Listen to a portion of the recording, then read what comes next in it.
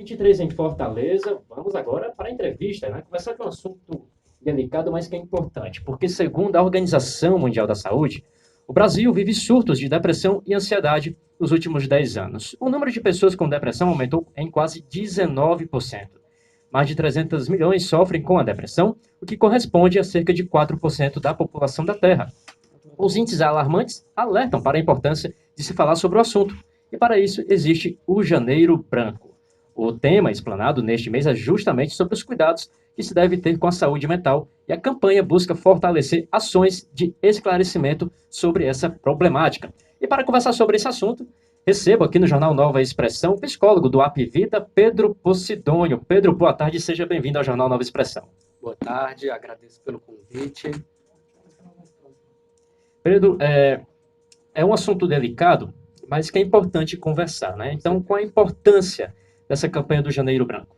Então, essa campanha Janeiro Branco é uma campanha que teve a iniciativa aí por parte dos psicólogos brasileiros e a gente tem assistido que ela tem tomado uma dimensão cada vez maior, tanto a nível nacional e nos últimos anos também a nível internacional, né? Já são vários países que vêm, digamos assim, abraçando a campanha e levando essa mensagem, levando essa importância da gente cuidar da saúde mental, levando aí para as pessoas uma série de ideias importantes, quebrada de preconceitos, né? Para que as pessoas possam realmente aprender a valorizar a saúde mental e a cuidar da sua saúde, da sua mente e, consequentemente, tendo resultados positivos para a sua qualidade de vida. E como começou? Quando começou, teve essa ideia, né, das campanhas, Uhum. né, cada mês uma coisa, e tudo.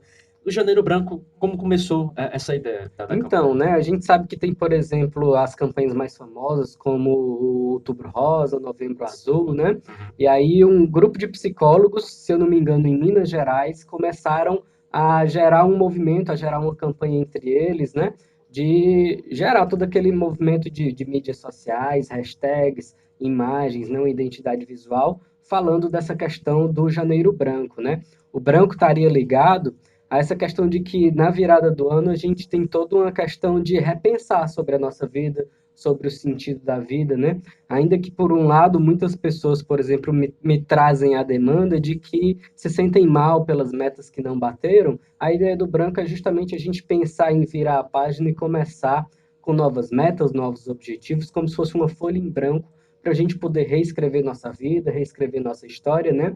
E a gente tem também no ano de 2020 toda uma situação nova, né, digamos assim, uma oportunidade nova, porque também é uma virada de década, né? Uma nova década que se inicia também para que a gente possa reescrever nossa história, ter novas metas e objetivos e buscar viver uma vida com mais qualidade, uma vida com mais sentido e significado, tá bom? Então começou a ser compartilhado pelas pessoas, pelos psicólogos, e isso tem gerado cada vez mais essa repercussão muito boa para a saúde mental. E você falou, né, das metas, né, que a pessoa não não bateu no ano, mas aí bate uma certa, né, tristeza por parte da pessoa. Mas hoje em dia muitas pessoas vivem no automático, né? Vivem no automático, acordam, tomam café, vão trabalhar, voltam, mas simplesmente deixa a vida como está.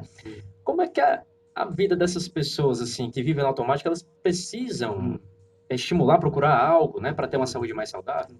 Uma das, digamos assim, das frases-chave, né, da campanha Janeiro Branco é justamente a gente procurar combater uma espécie de coisificação da vida, né? A gente tem uma vida muito técnica e, por um lado, isso é muito importante. A gente tem muitos avanços na tecnologia, com toda essa questão da internet, né? Com toda essa questão, por exemplo, dos meios de promoção de saúde, técnicas e tecnologias na área da saúde, gerando uma prolongação da vida, uma vida com mais saúde e também com combate a uma série de doenças, né? Mas, por outro lado, a gente assiste o quê, né? Parece que, às vezes, a técnica, ela se sobrepõe, ela passa a ser uma espécie de valor universal, sobrepujando, inclusive, os próprios seres humanos. E aí a gente assiste uma espécie de desumanização da nossa sociedade, uma sociedade que fica cada vez mais acelerada, coisificada, e aí o que é que a gente assiste como consequência? Parece que o ser humano ele passa a ter cada vez menos valor, ou a não ter valor, né? E aí a gente assiste o que? As relações elas ficam cada vez mais superficiais, a gente percebe que, por exemplo, são muitas as situações de violência, né? São muitos os relatos que a gente assiste e acompanha na nossa clínica, né? Escutando as pessoas. A gente vê um aumento da violência urbana, que preocupa muito as pessoas também, né? Enfim, assédio moral, uma série de demandas que vão acontecendo e vão prejudicando, vão diminuindo cada vez mais a questão da saúde mental, gerando ansiedade, depressão, junto com a questão também de muitas vezes as pessoas não entenderem a importância de procurar esses cuidados em saúde mental, uma série de preconceitos, né? Por exemplo, a gente tem muito relato de as pessoas acreditarem que quem vai buscar um psicólogo ou um psiquiatra seria alguém com uma grave doença mental, né? Ou dizendo no popular, psicólogo é médico de doido, né? Sim, E aí sim. a gente tem que quebrar esse tipo de preconceito e entender que o psicólogo ele está ali para prevenir um adoecimento mais grave. Então, nos primeiros sinais de ansiedade, né? Nos primeiros sinais de um adoecimento em saúde mental, a gente buscando cuidado, a gente evita cair num pânico, evita cair numa depressão, e a gente tem mais chances de ter uma saúde, uma qualidade de vida melhor, justamente porque procurou ajuda o quanto As antes. pessoas hoje em dia, né, elas pensam que para ela a cabeça tá normal, para ela no dia a dia, trabalha ali, não faz nada de anormal, mas que precisa de ajuda, né? Como você falou, precisa procurar, mas será que eu tô bem mesmo, né? Isso, isso. A minha cabeça tô fazendo o que é certo, o que eu deveria fazer, o que eu deixo de fazer, né? Então, agora dentro desse público aqui, o número de depressão que muitos se falam que é a doença do século, né? Que quase 19% aumentou, né, no Brasil. É um público mais jovem. A gente fala que é um público mais jovem, assim, sei lá, adolescência até os 30 anos de idade, até por conta das redes sociais, você citou a internet, as redes sociais, muita gente vê, a gente vê aquilo ali que é real, mas não é ao mesmo tempo, né? Muita gente quer uma vida daquela, mas que não pode ter, Uhum. né? Bate certa tristeza, certa depressão por conta disso. É o público mais ou menos Na verdade, tanto a de, ansiedade como a depressão, elas são espalhadas de maneira homogênea, né? Então, dizendo de uma maneira mais popular, a depressão e a ansiedade, elas não fazem uma diferenciação entre mais jovem ou mais velho, entre sim, sim. masculino e feminino, né? Elas podem realmente atingir as pessoas mais por predisposições ou muitas vezes, por exemplo, a ansiedade, a gente pode falar, não pode falar isso, mas a depressão já tem uma série de estudos apontando também fatores genéticos, fatores biológicos, que apontam que existem realmente disfunções cerebrais a nível, né, de neurotransmissores que vão influenciar no aparecimento de uma depressão. Mas é como eu disse, né, o público mais jovem, o perigo principal seria isso, a ideia de um vazio de projeto de vida, a pessoa não sabe que projeto dar, que rumo tomar na vida, né? E A muitas vezes pressão, a né? pressão, uma série de tentativas, às vezes, que não tem um bom êxito, não tem um bom resultado inicialmente, que a gente sabe que para construir uma carreira muitas vezes se precisa de tempo, se leva tempo, e o jovem de hoje, inclusive, é acostumado com a velocidade, com a questão da internet, né? Acredita que na vida também as coisas vão estar funcionando nesse ritmo. E aí, quando as coisas levam um certo tempo, a gente percebe também nas pessoas uma certa intolerância, ou impaciência, ou incapacidade de esperar o tempo certo de ocorrer as coisas, né? Isso vai gerando ansiedade, principalmente, né? A depressão estaria ligada a situações mais graves, assim, ou uma grave violência, uma grave perda, ou realmente uma predisposição, ou mesmo a sensação de vazio existencial, de falta de sentido para a vida, né? E são casos mais raros. Os casos que a gente realmente mais atende, eu poderia dizer que 7 entre cada 10 pessoas que eu atendo realmente são sinais de ansiedade, né? E aí a gente até estava falando um pouquinho antes que ansiedade, na verdade, é normal todo mundo ter em algum momento, em algum nível, né? Você ter sinais de ansiedade. O que não é normal é você ter uma ansiedade, vamos chamar assim, patológica, uma ansiedade que a gente pode caracterizar como um transtorno de ansiedade. E aí, como é que a gente sabe que se trata de um transtorno? Quando começa a atrapalhar a nossa vida. Começa a atrapalhar os estudos, começa a atrapalhar o trabalho, começa a atrapalhar nossas relações mais próximas, gerando desequilíbrio emocional, falta de memória, falta de concentração, coração acelerado, pensamentos acelerados, uma insônia constante que, assim, é normal a pessoa um dia ou outro ter um episódio de insônia, mas sempre a pessoa ter, né? Isso daí já é também um sinal de alarme para a gente procurar ajuda, tá bom? E aí, assim, a gente fala essas várias coisas e é comum que, de novo, né, eu esteja falando aqui dos vários sinais de ansiedade e alguém aí esteja se perguntando se, poxa vida, mas eu passei por isso há pouco tempo, será que eu tenho transtorno de ansiedade? A gente costuma dizer que o ideal é que você procure uma avaliação, né? Você não vai chegar lá no psicólogo e o psicólogo vai lhe prender Pronto, pro é isso que resto eu da queria vida, né? chegar. Por exemplo, você vê uma pessoa ali meia triste, ali Uhum. com alguns sinais de depressão, ansiedade, talvez.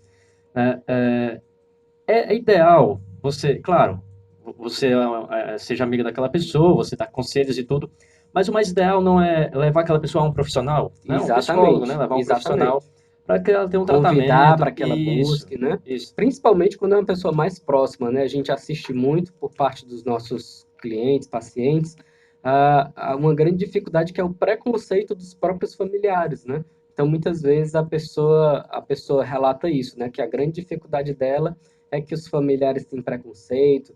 Às vezes as pessoas têm ideias, por exemplo, de que ter ansiedade seria fraqueza, ou ter depressão seria falta de Deus, ou falta de força, ou porque a pessoa não quer sair daqueles problemas, né? Então nós temos que quebrar esses preconceitos e entender que ansiedade e depressão são transtornos, quer dizer, são quase como que doenças, são quadros clínicos, como a diabetes, né? Imagina você chegar para uma pessoa com diabetes e dizer para ela que basta você ter força, basta você querer que você saia disso. Não é assim, ela tem que procurar a medicação adequada, o acompanhamento adequado. Em alguns casos onde é possível reverter isso, ótimo, né?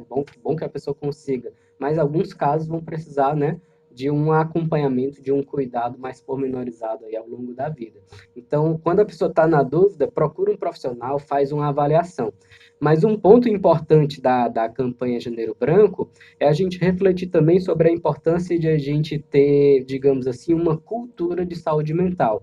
O que é que significa cultura de saúde mental? Significa a gente aprender justamente a humanizar mais as nossas relações. Você falou aí da situação onde a pessoa tem um amigo e Sim, escuta e dá um sim. conselho, mas o que a gente assiste na maioria das relações hoje é uma superficialidade, sabe aquela atitude assim de não tô nem aí para ninguém, não me Sim. importo, né? Essa atitude do não me importo, ela tem crescido mais, o que significa, né, em um termo mais técnico, significa exatamente essa objetalização. Eu não me importo com o outro, eu não acolho o sofrimento do outro, né? Se para mim eu nunca passei por doença, por ansiedade, por depressão nenhuma, então o problema do outro deve ser frescura, deve ser falta de força, ele não sai disso porque não quer, né?